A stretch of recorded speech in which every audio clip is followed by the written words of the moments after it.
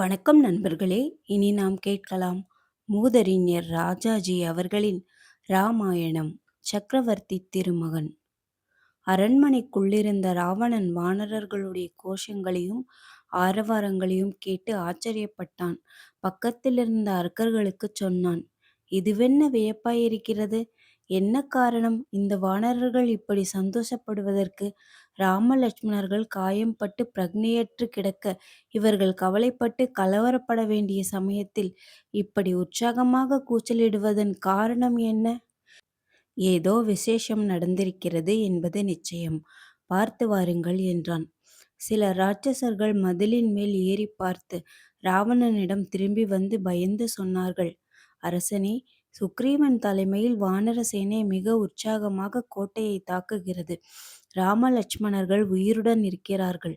கட்டப்பட்ட யானைகள் கயிற்றை அறுத்துக்கொண்டு வெளியேறிய மாதிரி ராம லக்ஷ்மணர்கள் தங்கள் கட்டிய நாகாபாஷங்களை எல்லாம் அறுத்துவிட்டு சேனையுடன் வந்திருக்கிறார்கள். இளஞ்சிங்கங்களைப் போல திரிகிறார்கள். இந்திரஜித்தோ அவர்களை கட்டிய பாசங்கள் வீணாயின என்றார்கள். ராவணனுடைய முகம் வாடிற்று. கவலை கொண்டான்.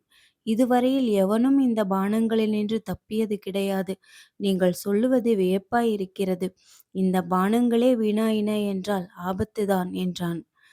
பிறகு ரோஷம் மேலிட்டு, ஏய் தூம் ராட்சசனே, நீ இருக்க நான் ஏன் கவலைப்பட வேண்டும்? வேண்டிய ஆட்களை கூட்டிக் கொண்டு போ. போய் அவர்களை வதம் செய்துவிட்டு திரும்புவாய் என்றான்.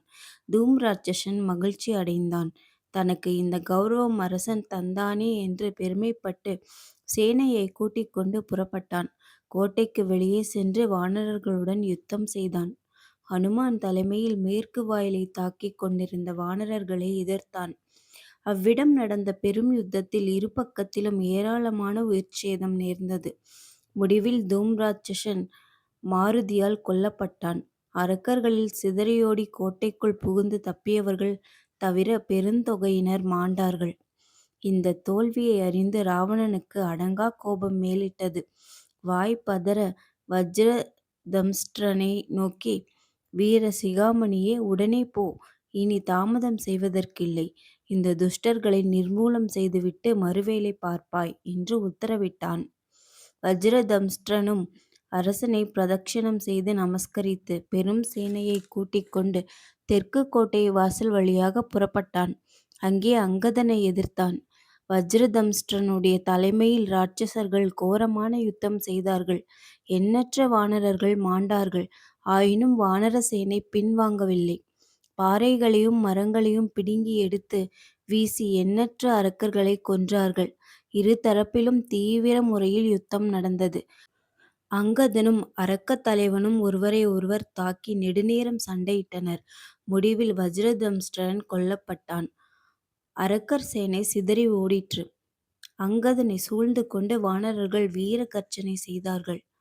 ராவணன் பிரகஸ்தனை பார்த்து சொன்னான், யுத்தத்தில் நிபுணனாகிய அகம்பனனை பயங்கர ராட்சசர்களை பொறுக்கி அழைத்துச் சென்று இந்த வானரப்படையையும் ராமனையும் சுக்ரீவனையும் வதம் செய்து வரச் சொல்வாய். அகம்பனனுடைய வீரமும் சாமர்த்தியமும் வீண் போகாது. பிரகஸ்தன் ராவணனுடைய உத்தரவுப்படி அகம்பனன் தலைமையில் சேனையை அனுப்பினான். அகம்பனன் தன் பெயருக்கு தகுந்தபடியே அசைக்க முடியாத யுத்த சாமர்த்தியம் பெற்றவன். ஆயுதங்கள் எடுத்து பெரும் படையுடன் சென்றான். கெட்ட நிமித்தங்கள் தோன்றின. இதை அவனாவது அவன் படையாவது கொஞ்சம் கூட லட்சியம் செய்யவில்லை. அரக்கர்கள் செய்த சிம்மநாதம் கடலை கலக்கிற்று. பெரும் போர் நடந்தது. இரத்த வெள்ளம் ஓடிற்று. ஆகாயம் அளாவ செந்தூள் கிளம்பிற்று. இருள் மூடிக்கொண்டது. இரு கட்சியிலும் கணக்கற்றவர்கள் மாண்டார்கள். வானர வீரர்களாகிய குமுதன், நளன், மைந்தன், துவிவிதன் இவர்கள் அகம்பனனை எதிர்த்தார்கள். அகம்பனனும் மகா வீரத்துடன் அவர்களை எதிர்த்தான். வானர வீரர்கள் பலமாக தாக்கப்பட்டு ஓட ஆரம்பித்தார்கள்.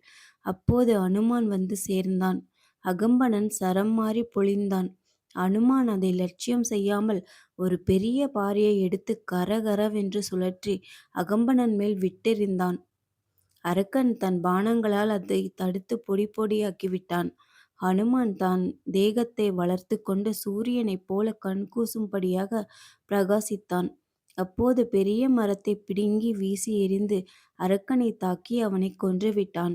ராட்சசர்கள் பூகம்பத்தில் மரங்கள் அசைவதைப் போல நடுங்கி ஓடினார்கள். ஓடும்போது பின்னால் பார்த்து கொண்டே ஓடினார்கள். அரக்கர்களில் மாண்டவர்கள் போக எஞ்சியவர்கள் கோட்டைக்குள் புகுந்து கொண்டு தப்பினார்கள். ஹனுமானை வானரர்கள் எல்லோரும் கொண்டாடி ஆரவரித்தார்கள். அகம்பனன் மாண்டதை அறிந்து ராவணன் முகம் வாடிற்று. கோபாவேசமாக யோசனை பண்ணினான். மறுபடியும் நகரத்தின் காப்பு நிலையை சுற்றி பார்த்துவிட்டு திருப்தி அடைந்து திரும்பினான். சேனாதிபதி பிரகஸ்தனோடு கலந்து பேசினான். இந்த வானர முற்றுகையை ஒழித்து கட்ட வேண்டும். சேனையுடன் வெளியே சென்று பலமான யுத்தம் செய்து இவர்களுடைய தலைவர்களை வதம் செய்தால்தான் இது முடியும்.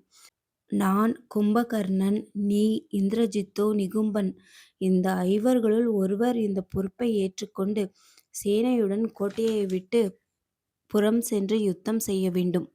இந்த வானரர்களைக் கண்டு நாம் இவ்வளவு பயப்படுவதா? நம்முடைய ராட்சசர்களின் கர்ஜனையை கேட்டாலே இந்த பிராணிகள் சிதறி ஓடும். யுத்த முறையில் அறிவும் பயிற்சியும் இல்லாத இவர்களை ஓட்டுவது கஷ்டமல்ல. பிரகஹஸ்தன் இதை கேட்டு வினயமாக பேசலானான். நாம் முன்பு எதிர்பார்த்தபடியே எல்லாம் நேர்ந்திருக்கின்றன. சீதையை திருப்பி தந்துவிடுவதே சரியான முறை, க்ஷேமத்துக்கு வழி என்று நான் முன்பே சொன்னேன். நான் உமக்கு கடன்பட்டிருக்கிறேன். என் பிராணன், பொருள், குடும்பம் அனைத்தையும் யுத்தத்தில் ஆகுதியாக பெய்து எரித்து விடுவதற்கு சம்மதம். நான் சேனையுடன் செல்கிறேன் என்றான். பெருஞ்சேனைக்கு உத்தரவிட்டான். எல்லாம் தயாராயிருந்தது. நகரத்தில் ஹோமம், சாந்தி, பிரம்மண பூஜை எல்லாம் நடத்தப்பட்டன. காற்றெல்லாம் பரிமளம் நிரம்பிற்று. பிறகு பேரிகை கோஷத்துடன் பிரகஸ்தன் புறப்பட்டான். அவலட்சண சகுனங்கள் காணப்பட்டன. அவற்றை கவனியாமல் சென்றான். பிரகஸ்தன் தலைமையில் பெருஞ்சேனை கோட்டையை விட்டு கிழக்கு வாயிலின் வழி வெளிவந்ததைக் கண்டதும் வானரர்கள் கர்ஜித்து யுத்தத்திற்கு சன்னதமானார்கள். நெருப்பில் பூச்சிகள் ஆவேசமாய் விழுவதைப் போல பிரகஸ்தன் தலைமையில் ராட்சசர்கள் வானர சேனையின் மேல் பாய்ந்தார்கள். அங்கே வருகிறானே பெருங்கூட்டத்துடன், அந்த ராட்சசன் யார் என்றான் ராமன். அவன்தான் பிரகஸ்தன், ராவணனுடைய சேனாதிபதி. லங்கா சேனைகளில் 1/3 பாகம் இவனாதிக்கம் என்றான் விபீஷணன். பிறகு மலையும் மரமும் ஆயுதமாக கொண்ட வானரர்களுக்கு கத்தி, சூலம், ஈட்டி, கோடரி, தடிகள் முதலிய ஆயுதங்கள் எடுத்து வந்த ராட்சச பெருஞ்சேனைக்கும் கோர யுத்தம் நடந்தது. கல் மாரியும் சரமாரியும் பொழிந்தும் கை கலந்தும் யுத்தம் செய்தார்கள். எண்ணற்ற வானரர்களும் அரக்கர்களும் மாண்டார்கள். பிரகஹஸ்தனுடைய வீரர்களான நராந்தகன், மகாநாதன், கும்பகன் முதலியவர்களை துவிவிதன், துர்முகன், ஜாம்பவான் ஆகிய வீரர்கள் எதிர்த்து கொன்றார்கள். அதன்மேல் பிரகஹஸ்தனுக்கும் நீலனுக்கும் கடும் போர் வெகுநேரம் நடந்தது. முடிவில் பிரகஹஸ்தன் தன் இரும்பு உலக்கையை எடுத்துக்கொண்டு நீலன் மேல் பாய்ந்தான். உடனே நீலன் ஒரு பெரிய பாறையை பெயர்த்தெடுத்து பிரகஹஸ்தன் தலையை நொறுக்கிவிட்டான். ராட்சச வீரர்களின் மூலைக்கு மூலை ஓடினார்கள். இவ்வாறு பெரும் வெற்றியடைந்த நீலன் ராமலக்ஷ்மணர்கள் இருந்த இடம் சென்று நமஸ்கரித்து நடந்த போரைப் பற்றி சொன்னான்.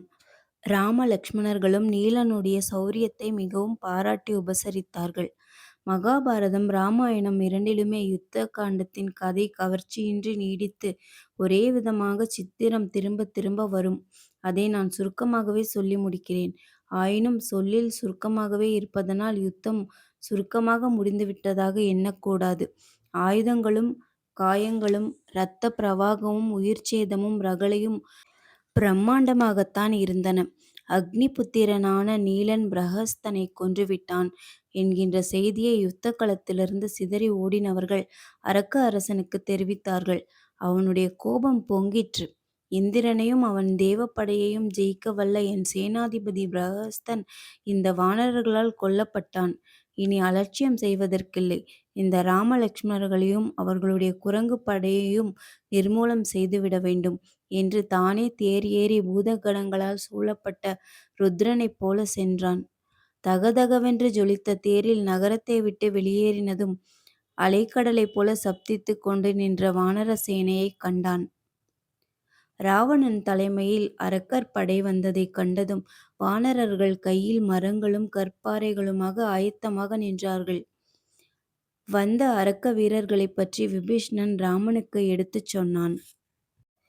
அதோ அந்த தேரின் மேல் பாலசூரியனைப் போல பிரகாசிக்கிறானே, அவனே இந்திரஜித்தோ என்று இவ்வாறு பலரை சொல்லி, அதோ அந்த பெருந்தேரில் சூரிய தேஜஸுடன் நிற்கும் தசமுகன், அவனே ராவணன் என்றான். ராமனும் ராவணனுடைய வடிவத்தையும் பிரகாசத்தையும் கண்டு வியந்தான். மகா வீரன், மகா பலவான் என்பதில் சந்தேகமில்லை. ஆயினும் பாபியான இவனை ஒழிப்பேன் என்றான். ராவணன் பல வானரர்களைத் தாக்கி அவர்களை வீழ்த்தினான். நீலன் ராவணனை பலவாறு எதிர்த்து இம்சை செய்தான். ராவணனும் அவனை அக்னி அஸ்திரம் செலுத்தி நினைவிழக்கச் செய்தான். ஹனுமான் ராவணனை பலமாக எதிர்த்தான். பெரிய முஷ்டி யுத்தம் நடந்தது. ராவணன் அசையவில்லை. எதிர்த்த வானர வீரர்கள் ராவணனுடைய பாணங்களால் அடிபட்டு பிரக்ஞை இழந்து விழுந்தார்கள். பிறகு லக்ஷ்மணனுக்கும் ராவணனுக்கும் போர் நடந்தது. லக்ஷ்மணனும் நினைவு அற்று விழுந்தான். இதைக் கண்ட ஹனுமான் இடையில் புகுந்து லக்ஷ்மணனை எடுத்து ராமனிடம் கொண்டு போய் சேர்த்து விட்டான். பிறகு ராமனே ஹனுமானுடைய தோளின் மேல் ஏறி ராவணனுடன் யுத்தம் செய்தான். ராட்சசேந்திரன் பலமாக தாக்கப்பட்டான். கிரீடம் உடைந்து, தேர் இழந்து, ஆயுதம் இழந்து, ஒன்றும் செய்ய முடியாத நிலையில் நின்றான். இன்று தப்பிப்போ, நன்றாகவே யுத்தம் செய்தாய். திரும்பிப் போய் இளைப்பாறி நாளை ஆயுதம் எடுத்துக்கொண்டு மறுபடியும் வா என்று ராமச்சந்திரன் ராவணனுக்கு சொன்னான். ராவணனும் அவமானப்பட்டு நகரத்திற்குள் திரும்பிச் சென்றான். நன்றி. மீண்டும் அடுத்த அத்தியாயத்தில் சந்திப்போம்.